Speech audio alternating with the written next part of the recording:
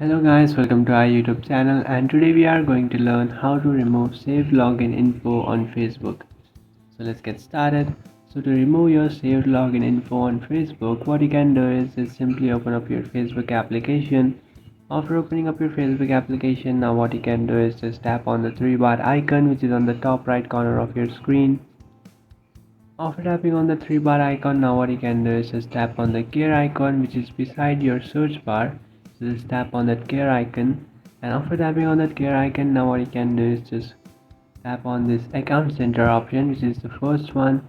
And after tapping on account center, now you have to tap on password and security which is inside your account settings.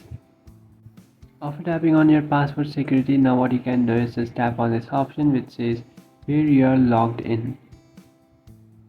After tapping on that, now you have to select your account, and now it will show you how many devices is your account logged in.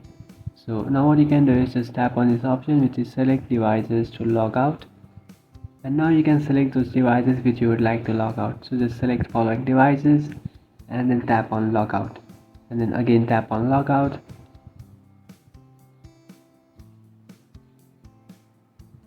And after tapping on logout, here you can see you have successfully logged out.